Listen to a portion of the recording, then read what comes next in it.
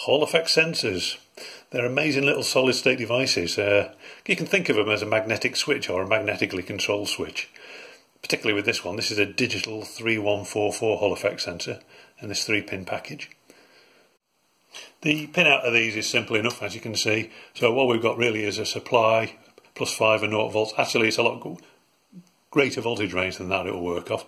The spec sheet actually says +4.5 to 24 volts, so a lot greater.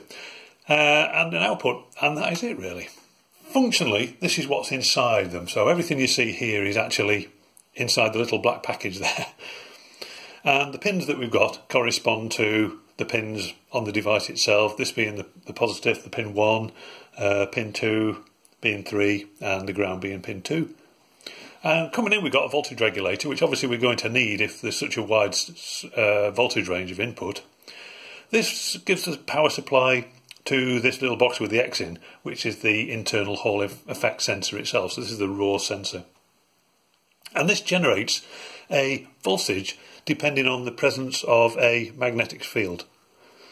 So we put that magnet near it and it will generate the voltage difference. It's only in the order of microvolts. It's very, very small. So that's why this high gain op amp is used, to make a small change in voltage between these two into a large change in voltage on the output of this op amp. And if this was an analog sensor, but it's not, it's a digital, but if it was analog, then the designers would have taken the output from here, and then that would go to an output stage and drive whatever it's going to drive. The output stage actually is here on this one, and because it's a digital one, it goes through this device called a Schmitt Trigger. And what that will do is, let's say we had a varying voltage, a slowly increasing voltage there and then a slowly decreasing voltage there. You can imagine if you put the magnet close to it and then away from it, we might get the change in voltage here. On the output then, what that will happen is that would stay low until this reaches a certain threshold, in which case after that the Schmitt Trigger would detect that threshold and it would put it to a logic high. Then when the voltage comes down on this, the Schmitt Trigger will sense that threshold again. Well, it'd actually be a bit lower than the rising threshold, and it will pat this down to 0 again. So you can see what happens. It just converts an analog voltage into digital levels of 1s and 0s. Now, the output of this still probably wouldn't be enough to drive anything useful without further amplification. So just on board we've got this open collector transistor arrangement for driving. It says in the output sheets that this will sync up to 25 milliamps, which in theory is more than enough to drive an LED. So it really should be quite easy to switch. And what we would actually do in this case then is we would connect our LED to here.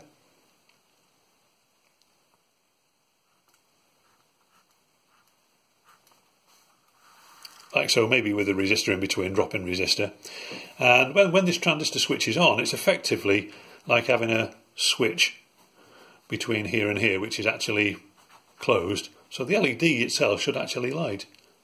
When there is no magnetic field, this switch, hopefully, the transistor will be off, this will open, and the LED will go off. So in theory, this should be quite a simple circuit to build.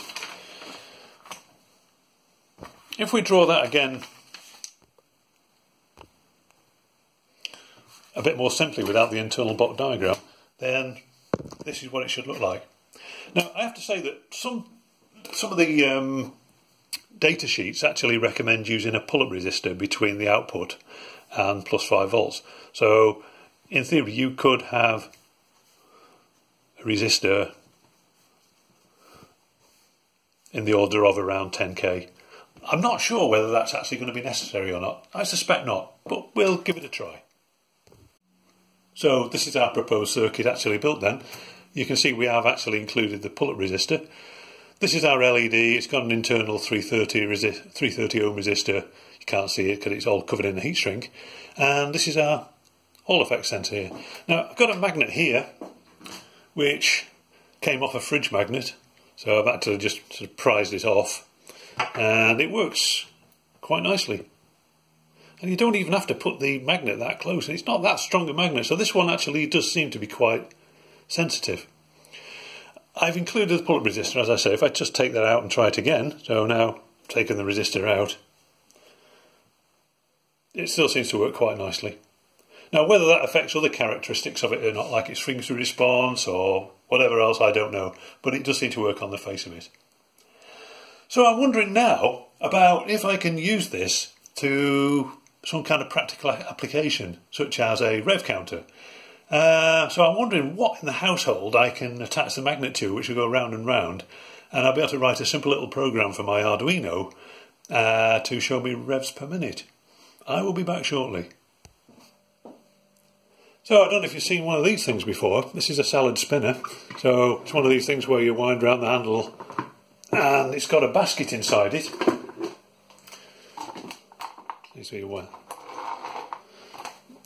Got a basket inside it which revolves fast and it dries your salad with centrifugals. So what I've done is I've taped the magnet to this part of it. So that will rotate with the basket. And the Hall effect sensor I've taped to the outside of it. So a very simple sensor which should hopefully make the LED flash. I'm going to point the LED at the camera a bit, you might see it flashing a bit better. Which should hopefully make the LED flash every time this spins round. And if you do it slowly, you can actually see the LED coming on when the magnet gets close to the sensor.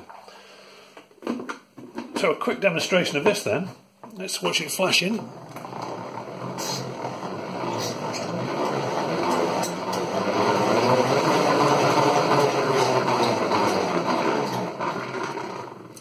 So in theory, if we had our Arduino Uno counting the pulses from this in a say, I don't know, say a second, and then multiplying those pulses by 60, then we would get the number of pulses per second, or the number of pulses per minute, or the number of revolutions per minute, which is kind of what we're sort of working towards.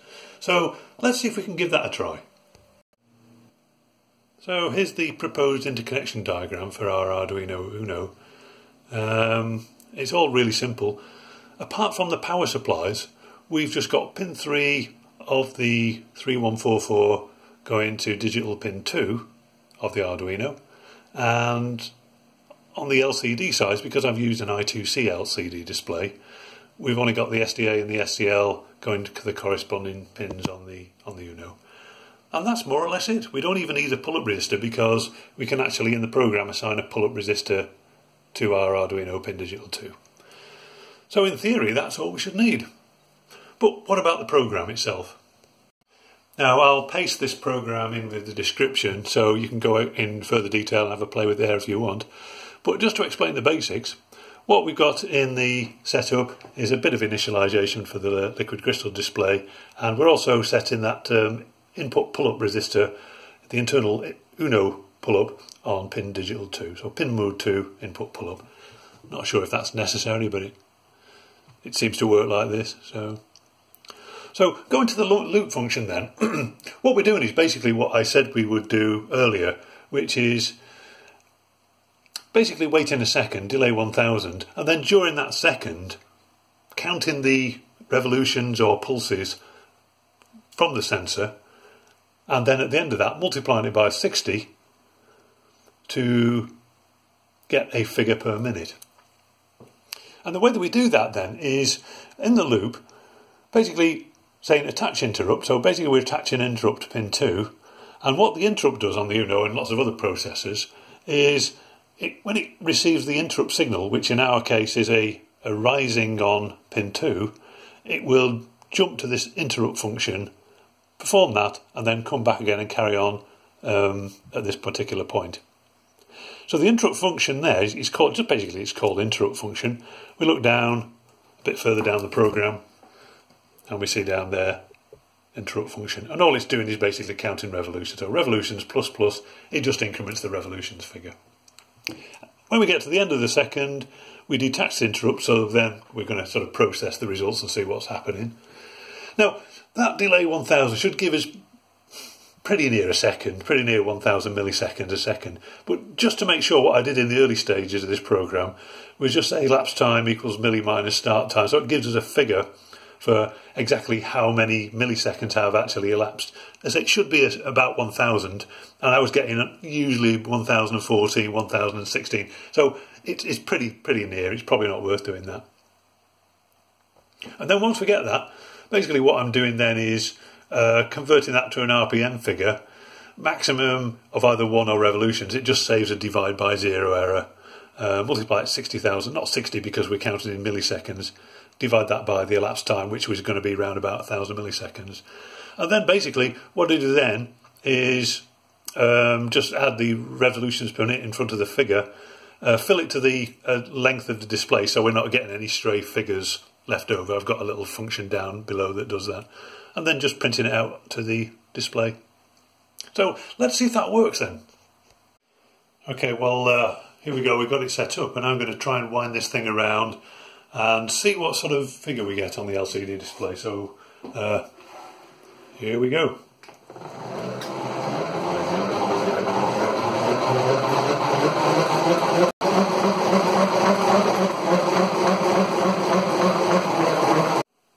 Worked, or seemed to work. I mean, we were getting like 700-800 RPM at one point. Is that accurate? I don't know. I mean, I think the first washing machine we had many years ago, that had a spin speed of 800 RPM. So if the figure I'm getting for the salad spin is right, that's kind of like in the same ballpark, isn't it? I'm not going to kid myself that I'm going to make myself a millionaire overnight with this idea. It's just there to demonstrate a principle. But I'm kind of wondering if there is anything a little bit more exciting in the house that I can measure the RPM of. I'll go and have a look round. I'm kind of wondering whether it's possible to do something with the mower, maybe measure the engine speed of this. I mean, it might not be very exciting, it's a fixed engine speed, and I get the feeling that I'm going to have to start taking bits off it, but we'll give it a try.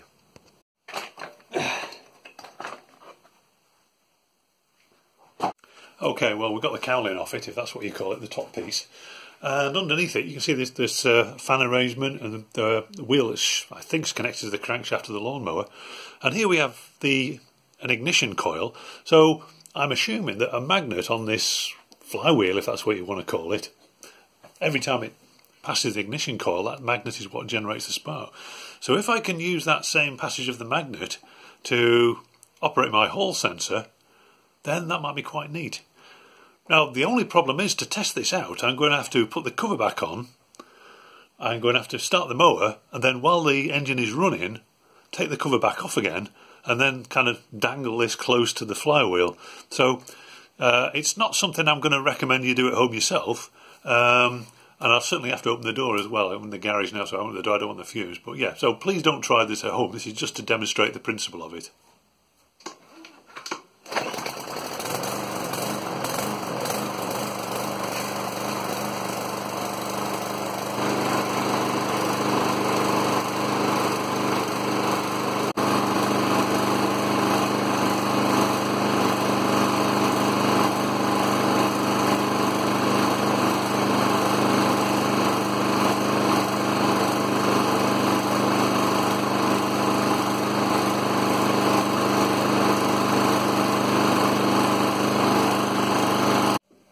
Well, that was entertaining. I think there were lots of other things I could have chosen in the house, but the lawnmower was the one I was kind of thinking of.